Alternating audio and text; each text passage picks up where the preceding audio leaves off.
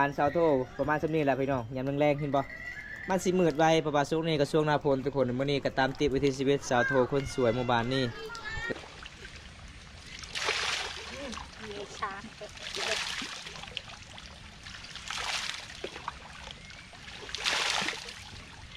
โอ้สาวสวยบ้านแก่งอาล่องทุกคนเลยเป็นยังไงเส้นทางไปอาบน้ำมื้อนี้หมู่บ้านเจ้าเป็นยังไงฮะไปบ่ได้ยากเนาะขี้ตมลายเลยใช้ชีวิตลำบากมากทุกคนเลยในนาพลเพราะว่าหมู่บ้านนี้บ่มีน้ำประปาอาบน้ำห้วยน้ำห้องน้ำธรรมชาติ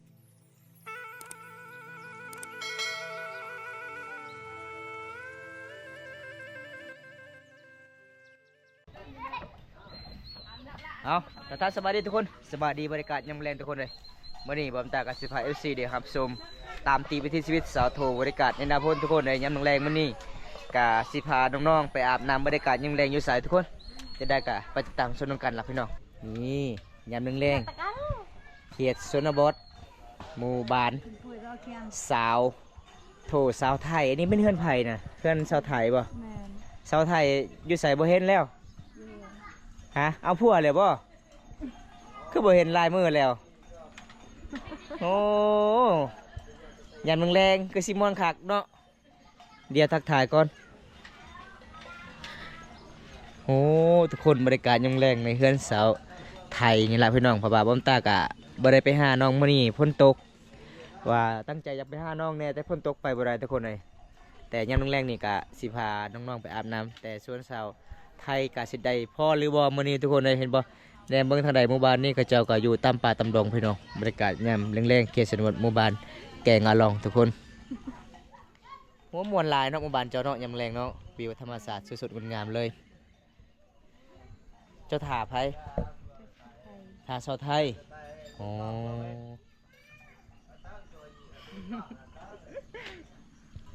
บ่ได้เอิ้นเจ้านะลานเจ้าอ๋อเอาพี่น้องนี่ยามแรงอันนี้คือเส้นทางไปเข้าเมืองเส้นทางนี้ทุกคนเลยเส้นทางไหนจะไปอาบน้ำนะเส้นทางนี้ปะอ๋อ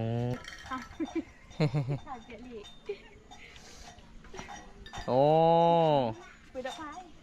โอ้มาแต่ใส่เนาะมาแต่ให้บ่โอ้พัวได้ไปใส่พัวน่ะคือเพิ่นพัวไปนำโอ้ไม่มีพัวฮะพัวไปแล้วบ่พัวบ่โอ้พัวไปแล้วเพิ่นว่าพี่น้องเอาสาวไทยสบายดีเน่เลยสบายดีอาบน้ำเลยบ่เจ้าอาบแล้วมื้อนี้ไปส่งหมู่ไปอาบน้ำเนาะเพราะว่าสาวโทรว่าคำไปเฮาสองคนเพิ่นว่ายันกลับบ้านบ่ได้ เอาก็เลยชวนสาวไทยไปนำกลับไปทุกคนเลยมื้อนี้น้องว่าอาบน้ำห้วยตัวนั้นก็อาบบ่ได้มันเป็นน้ำที่คุณหลายมื้อนี้ฝนตกพี่น้องก็เลยน้องก็สิพาอาบน้ำยังอีกนี่นะน้ำน่องบ่น้ำน่องเนาะอ๋อจะอาบน้ำอยู่ใส่น้ำพ่นจะอาบโอ้ชุมพอขาวเนาะ อาบน้ำพ่นทุกคนเลยชุมพอขาวเด้อทุกคนเก็บหมู่บ้านน้องนี่คือต้มลายเลยเห็นบ่พี่น้อง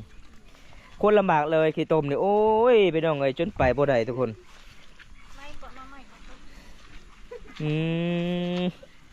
น่าจะเปื้อนหลายเลย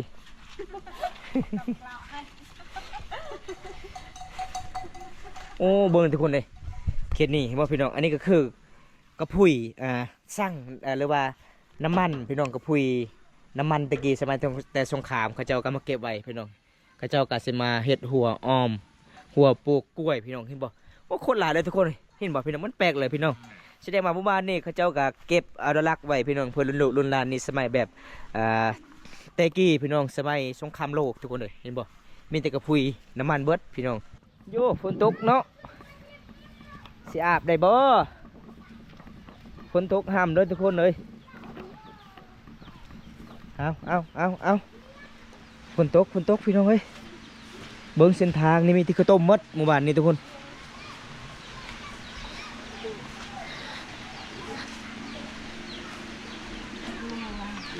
เป็นไงฝนตกบ่แต่บ่ได้เนาะถ่ายให้ชาวพุ่นก่อนนี่ทุกคนเลยยามแรงๆเคสชนบทเบิ่งนี่คือต้มลายเลยไปบ่ได้เลยทุกคนเลย เอาทุกคนเลยตอนนี้เราก็สิเดินทางต่อพี่น้องเบิ่งเส้นทางที่น้องไปอาบน้ำนี่คนลำบากเลยได้พี่น้องเอ้ยเห็นป่โอ้ยพี่น้องเอ้ยเพราะว่าหมู่บ้านนี้กับบุมีน้ำอาบน้ำห้วยกับบ่ได้แล้วมันน้ำมันขุ่นหลายพี่น้องโอ้ยสาวไทยยังบ่ได้เลยยกเยกพี่น้องเอ้ย ขี้ตมหลายเลย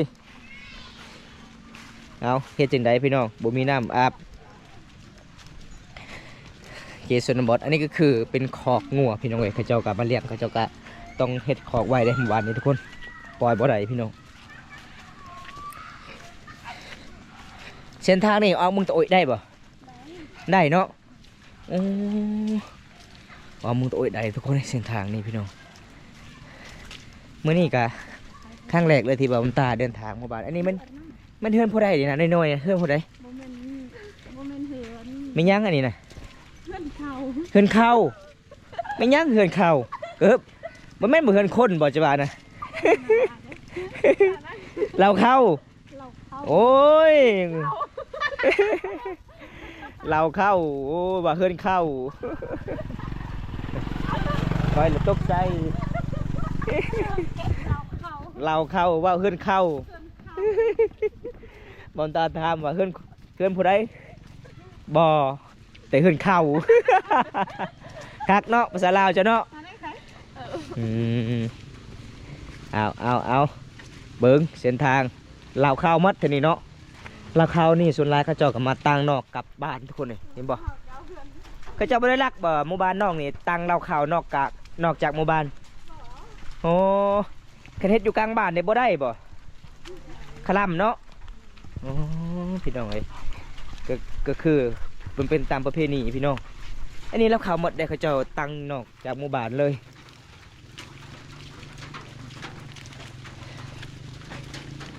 โอ้มาเขตนี้เบิ้งพี่น้องกกใหม่มีติ่งใหญ่ๆเลยทุกคนเลยอุดมสมบูรณ์เลยเขตนี้เลยเอา เกือบ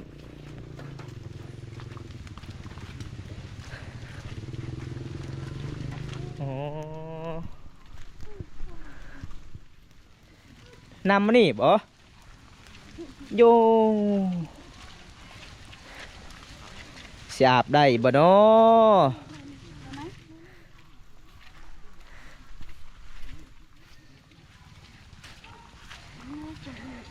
มันไม่นำที่เป็นสีขาวๆนี่บ่น้องน้ำนี่บ่น้องอาบบ่น้ำสร้างบ่อ๋อว้าวโอ้ยพี่น้องเอ้ย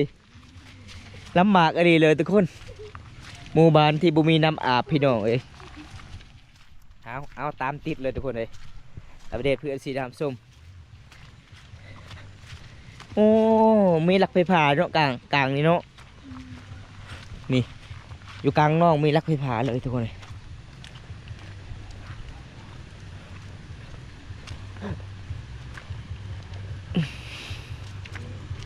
เบิ้งพี่น้องบรรยากาศหมู่บ้านนี้ยามเมืองแรงในเบิ้งเท่าใดเป็นป่าเป็นดงหมดทุกคนเลยอันนี้ก็เป็นป่าเป็นดงเลยทุกคนเลย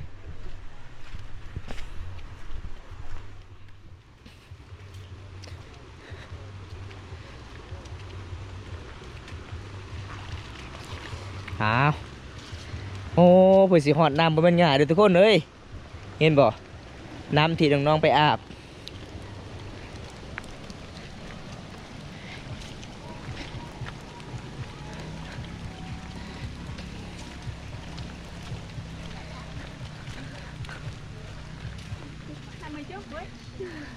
อ้าวกลับแล้วโอ้เมื่อไหวเนาะ เพื่อนมาก่อนเพื่อนก็เลยกลับทุกคนเลย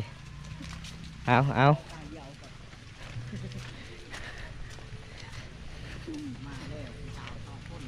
นี่สาวสวยทุกคนเลยมาโมอนี่สาวไทยเกือบลมตลอดเลยเพราะว่าถนนมันลื่นดิช่วงนี้ช่วงหน้าฝนทุกคนเลยเห็นบ่น้ำกับคุณโอ้มีน้ำชุดนี้เนาะมันใส่เนาะน้ำชุดนี้เนาะน้ำสางบ่แมนนำออกมาจากพลาดินออกจากสลับหินทุกคน ได้ตลอดเขากินก็ได้บ่กินได้เขากินได้กินได้ตลอดนี่เด้นี่นั่นบ่ได้นี่นั่นเขานำตักกินอยู่หันเลย ทำหนูจิจุดนะ โอ้พี่น้อง สบายดีสาว โคตรใสเลยทุกคนไอ้น้ำนี่โอ้อาบน้ำผู้เดียวบ่ม่วนเนาะมื้อนี้เนาะ แม่น สีเงาๆหน่อยหนึงทุกคนเลยเปลี่ยนบรรยากาศอาบน้ำอันนี้เป็นน้ำออกจากแต่สลับหินทุกคนติดกล้วยในเลยยัง ลงทำนะ ไม่ปีงบ่น้ำนี่บ่ บ่มี บ่มี บ่มีอ๋อบ่มีปีนทุกคนวันนี้สาวโทอาบน้ำคนเดียวน้ำสางเอกเปลี่ยนน้ำที่น้องเคยไปอาบมันเป็นน้ำขุ่นหมดแล้วทุกคนเลยน้ำวันนี้คำพ้นตกบ่ได้ขุ่นบ่น้ำนี่บ่ บ่ บ่ได้ขุ่นเนาะ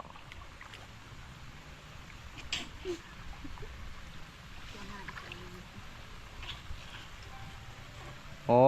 เอาดินทรายถูแขนขาคักเนาะสบู่จ้ะเนาะ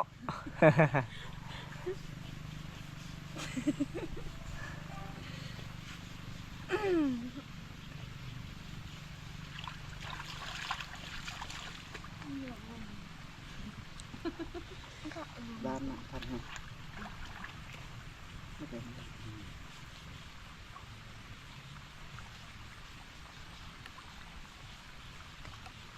ส้มส้มมั้ง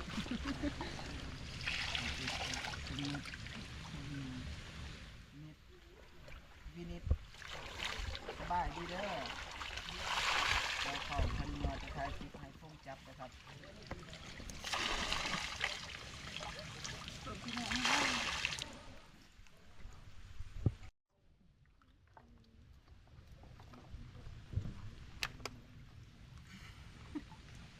กับมันออกจากแต่สลับหินเลยทุกคนเห็นบ่เพราะว่าส่วน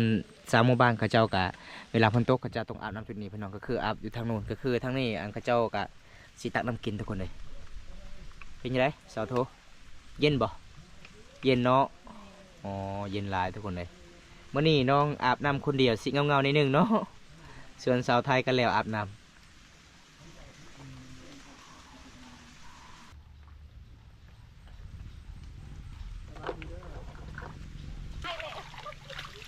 ตาสบายเบิ้งใกล้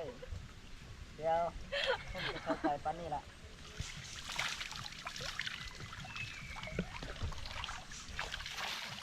รวมไปยังไงเก็บเอาเยอะบางทีกินเดือดได้ไหมวะ เย็นฮะ ยังไงเดือดเราเนี่ยเห็ดไปเย็นมา มาตัวไหมเดี๋ยวนี้ ดูก่อนก็เย็นถ้าเราปักเกลือเลย สะอาดเด้อไหน บอกภาษา แต่เด้ยังnơi dịch ngoại bà hải dầm bơi ra rầy chỉ đợi tù มันเราต้มเกลือเลย lại đợi tôm bơi tôm bư thác อันนี้ต้มปุ๊บ mà nhầm bơi thì nó chỗ thò โอเคเราเดาเราจะพูดเรา bờ ngay đây ไม่ใช่ว่าเราได้เรา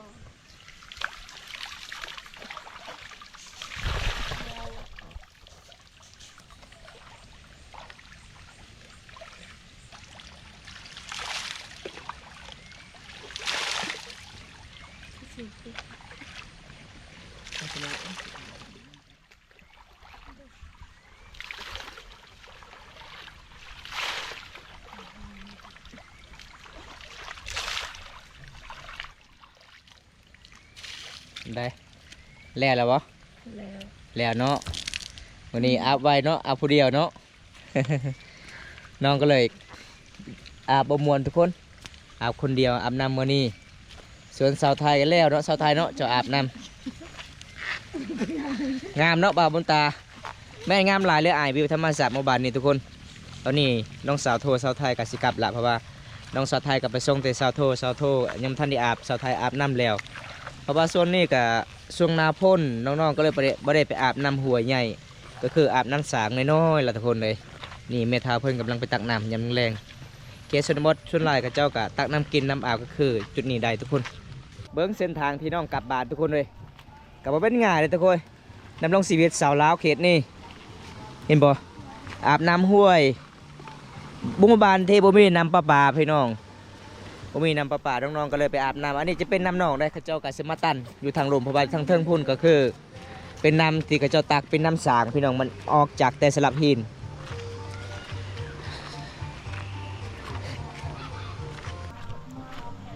เป็นยังคือเปลี่ยนเส้นทางกลับซะโท พอดีเส้นทางนั่นไปบ่ได้ อ๋อคือต้มลายเนาะอ๋อเอาน้องก็สิเป็นเส้นทางเอกพี่น้องเอ้ยเบิ้งเขาเจ้าก็สิบ่มีหนามักจับเขาเจ้าก็ต้องเอาไม้มาสานพี่น้องเห็นบ่เกียร์ชนบทส่วนหลายเป็นมีพี่น้องเขาเจ้ามาอ้อมเพื่อนสายบ้านสองทุกคน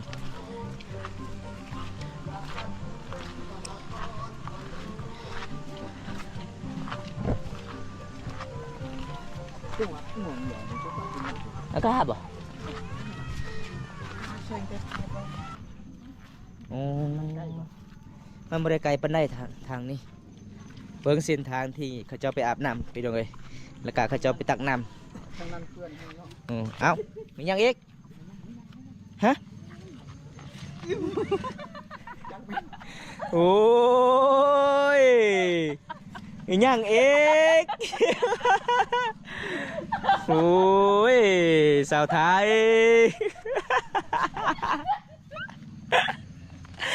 เป็นยัง ไป ฮะเป็นยังคอยถามนะเสียงยังเสียงบอบ โอ้ยแล้วสาวไทยนี่ควายไปตำลังนี่เกือบสลบแล้วเอาเบิ่งเส้นทางพี่น้องเลยสาวไทยมีเสียงตู้อีกไปนำ เอาสาวโทเอาแล้วแม่หมูเจ้าเบิ่งนี่ไปบ่ได้แล้วเจ็กรัวเอง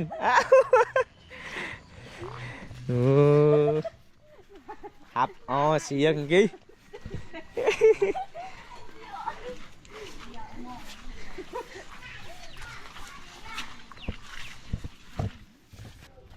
วันนี้ตามติดวิถีชีวิตน้องๆเลยตอนนี้กะเสียงหัวหมู่บ้านเนี่ยพี่น้องเลยเฮากะสิไปทางลัดแน่บรรยากาศหมู่บ้านน้องกับประมาณ10นี้แหละทุกคนเห็นบ่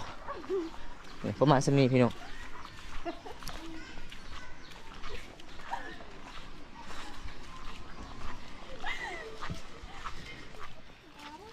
มันคือกิจกรรมเนาะเรื่องการ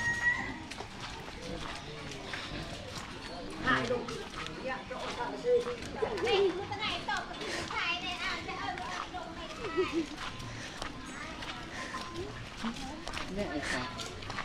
มันน่ะดูพวกใครอ่ะมันน่ะดู เอาเบิ่งเส้นทางพี่น้องสุดโหดเลยเส้นทางในนาพลในหมู่บ้านเขตชนบทหมู่บ้านของสาวโททุกคนเลยโอ้ยพี่น้องเลยเอาระวังอึ่งเอาห้องอีกเด้อน้องเด้อ เดี๋ยวพ้นบ่เศร้าตกได้อึ่งเจ้าห้องตลอด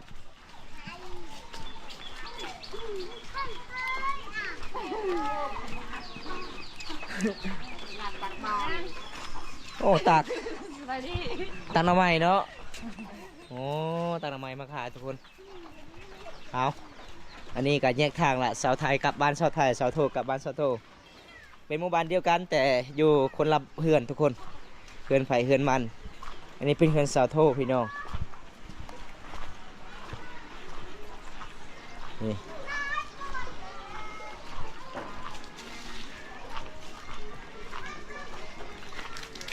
โอ้ยลำบากเนาะในนาพลบ้านเจ้าเนาะไปบ่หลอดในนอนทุกคนเลยขี้โตมันหลายเลยนี่บรรยากาศเมื่อบานเช้าโทประมาณสักนี้แหละพี่น้องยามแรงๆขึ้นบ่มันสิมืดไวประมาณช่วงนี้กับช่วงนาพลทุกคนมื้อนี้ก็ตามติดวิถีชีวิตสาวโทคนสวยเมื่อบานนี่หลังจากที่น้องกับบ่ได้ไปอาบน้ำที่เฮาไป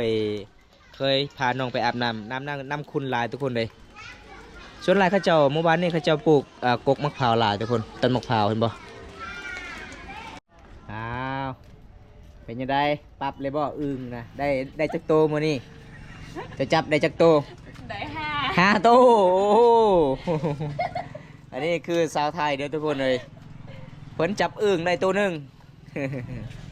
อึ่งตัวบักใหญ่ๆเลยทุกคนเลยจอดบางถ่ายกูถ่ายแต่ก็กูถ่ายไปมาเลยจอดเนี่ยตัวเดียว เมื่อวานนักบาลเจ้ายังแรงเนาะเงียบเลยเนาะบ่มีหยังเลย ได้ยินแต่เสียงหยังอะเกยอะเกย เนี่ยตลาดนะ ว้าวมาแล้วโอ้โอ้สาวสวยบ้านแก่งอาล่องทุกคนเลยนี่เป็นยังไงเส้นทางไปอาบน้ำมื้อนี้หมู่บ้านเจ้าเป็นยังไง ไป ฮะ บ่ได้เลย ไปบ่ได้ยากเนาะขี้ต้มหลายเลย เจ้าได้คือกันบ่อึ่งมื้อนี้ฮะได้บ่บ่ได้อึ่งมื้อนี้ชาวไทย ชาวไทย โอ้เพิ่นว่าได้5โต้ได้มื้อนี้ได้อึ่งได้ เอาทุกคนเลยหลังจากตามติดวิถีชีวิตสาวหมู่บ้านนี่ชาวบ้านกลางแงอะล่องการใช้ชีวิตลำบากมากทุกคนเลยในนาพลเพราะว่าหมู่บ้านนี่บ่มีน้ำประปาอาบน้ำห้วยน้ำห้องน้ำธรรมชาติเขตชนบทหมู่บ้านเฮาแบบนี้แหละดำรงชีวิตทุกคน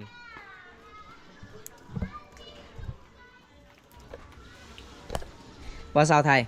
ก็คือเจ้ามาเฮือนซอโทนี่เจ้ามานอนเลยบ่อ๋อบ่ได้เจ้าบ่ได้มื้อเฮือนเจ้าบ่มานอนจุดนี้เลยโอ้เพราะว่าเจ้ามาตอนนี้มื้ออื่นเช้าเนาะเจ้าจึงกลับบ้านเจ้าเนาะโอ้ทุกคนเลยไปนอนเฮือนหมู่เด้ อย่าลืมเด้ออึงเจ้าเด้อคายให้คอยเด้ออึงเจ้านะ เจ้าได้จับอึงแล้วเมื่อกี้นี่ เอาเป็นยังไงสาวโทหลังจากอาบน้ำในเป็นยังไงฮะมีหยังมีหยังจะบอกนะยินนะฮะโปรมวนปันใดเนาะอาบน้ำผู้เดียวเนาะเพราะว่าเมื่อนี้ส่วนไรในนาโพลส่วนไรเขาเจ้าก็ไม่ได้ไปอาบน้ำเนาะมื่อนี้อาบน้ำคนเดียวอาบน้ำสางเป็นตายานนิดนึงเนาะน้ำมันออกจากสลับหินเด้ มื่อนี้ขอขอบใจหลายเด้อที่พาไอหับชมวิถีชีวิตน้องไปอาบน้ำเนาะเด้อสาวไทยขอบใจหลายเด้อที่ไปส่งสาวโทไปอาบน้ำวันนี้เด้อขอให้น้องได้อึ้งหลายๆโลดตะแรง เอาทุกคนจังใดบอมตากับอัมลาผ่าจากเนาะFC หลายๆคนที่เข้ามาติดตามรับชมมื้อนี้แต่ต้นจนจบก็ขอให้อยู่ดีมีแฮงขอให้ร่ำให้รวยเด้อทุกคนเลยคลิปหน้าพบกันใหม่ขอกล่าวคำว่าสวัสดีจ้าบ๊ายบาย